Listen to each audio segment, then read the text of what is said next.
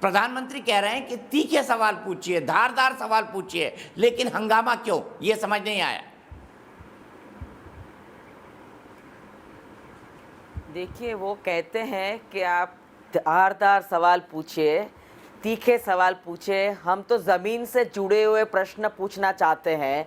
जो प्रोसीजर होता है सदन में वो करना चाहते हैं। नोटिस दी गई थी 267 के तहत, किसानों के मुद्दे उठाना चाहते थे, कोविड का जो मिसमैनेजमेंट हुआ है उसकी बात करना चाहते थे, लेकिन वो सुनने को तैयार नहीं थे। सुनेंगे तो जवाब देंगे, और जवाब ही देते हैं, वो हल तो देते नहीं हैं। तो ये बात और रास्ते पे ले जाने के लिए वो कहते हैं हंगामा करते हैं। अरे बात तो सुनो विपक्ष की, हर सत्र में यही होता है, आप बात सुनने को तैयार नहीं है और अपनी बात बताते रहते हो, तो ये कोई ठीक नहीं है। डेमोक्रेसी में ऐसा नहीं होना चाहिए, हर एक की बात सुननी चाहिए। और बिल्कुल ज़मीन से जुड़े हुए प्रश्न लेके आए हैं। हम आए थे आज, हमने बताया कि ये किसानों का कानून वापस कब लेंगे, आप किसानों की बात कब सुनेंगे, ये कोविड का जो मिसमैनेजमेंट हुआ है सेकेंड लहर में उसकी बात बताइए। वैक्सीन की बात करते रहते हैं, वैक्सीन पहुंचते नहीं है राज्यों में, और वह वैक्सीन की बात पे चर्चा नहीं करनी है। और आपको जो और काफ़ी मुद्दे हैं उस पर चर्चा नहीं करनी है। काफ़ी टाइम के बाद एक लेजिस्लेटिव सेशन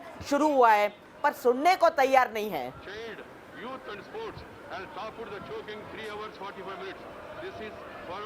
अपराजिता जी, क्या वाकई में आप सुनने को तैयार नहीं है? उनका आरोप यह है कि आप सुनने को तैयार नहीं है, जमीन से जुड़े मुद्दे उठाने नहीं दिए जा रहे हैं संसद में। क्या ये हकीकत है? अपराजिता जी बताइए। आप सबको मेरा नमस्कार। संसद के मानसून सत्र का प्रथम दिन था। मैं लोकसभा की सांसद हूं। जब विपक्षी दलों ने हंगामा किया तो मैं संसद में मौजूद थी, लोकसभा में उपस्थित थी। और मैं कह दूं कि आज जिस तरह से विपक्षी दलों के सदस्यों ने व्यवहार किया, यह लोकतंत्र की गरिमा पर कुठाराघात था। यह लोकतंत्र का अपमान था, यह संसद का अपमान था। आदरणीय प्रधानमंत्री जी की बढ़ती हुई लोकप्रियता को सहने में कष्ट हो रहा है। असहिष्णुता का परिचायक था और बौखलाहट का परिचायक था। देखिए आज स्थिति क्या थी। आदरणीय प्रधानमंत्री जी अपने नए मंत्रिमंडल से जुड़े हुए सदस्यों का परिचय संसद में रखना चाहते थे, और केवल संसद में रखना नहीं चाहते थे, संसद के माध्यम से देशवासियों के समक्ष अपने मंत्रिमंडल के सदस्यों का परिचय करवाना चाहते थे। ऐसी परिस्थिति में विपक्षी दलों का इस तरह का व्यवहार मुझे लगता है शर्मनाक था। उन्हें शर्मिंदगी महसूस होनी चाहिए और पूरे देशवासियों के समक्ष उन्हें माफ़ी मांगनी चाहिए। इसकी हम सबको उम्मीद नहीं थी। और मैं आपको बता दूं, बहुत आत्मविश्वास के साथ ये बात कहना चाहती हूं कि आदरणीय प्रधानमंत्री जी का यह अधिकार है कि वह अपने मंत्रिमंडल के सदस्यों का परिचय करवाएं। और दूसरी बात मैं कह दूं, ये जो मंत्रिमंडल का प्रसार हुआ, इसकी व्यापकता बढ़ी, इसमें 36 नए मंत्रियों को जोड़ा गया।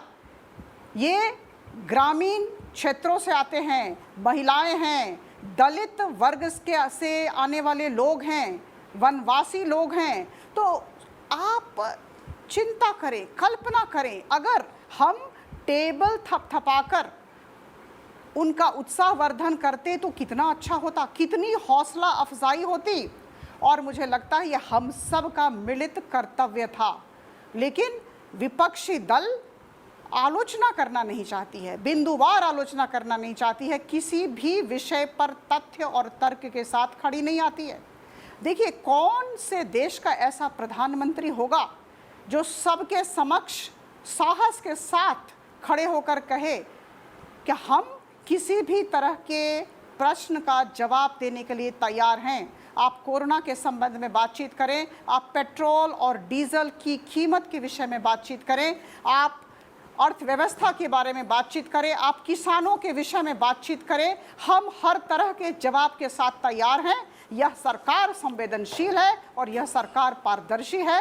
लेकिन ऐसी स्थिति में भी अगर हम विपक्षी दलों से ऐसी उम्मीद अगर हम न करें तो बेहतर है। और जिस तरह का उन्होंने आज बर्ताव किया, मुझे लगता है इसी की वजह से पूरे देश ने कांग्रेस को नकार दिया है, अन्य विपक्षी दलों को नकार दिया है। यह बिल्कुल नकारात्मक सोच का परिचायक था और मुझे लगता है आगामी दिनों में अगर उनकी ठीक है। थोड़ी सी लोकप्रियता अगर वो बढ़ाना चाहते हैं देशवासियों के अंदर, तो मुझे लगता है कि अपने व्यवहार में परिवर्तन लाना होगा।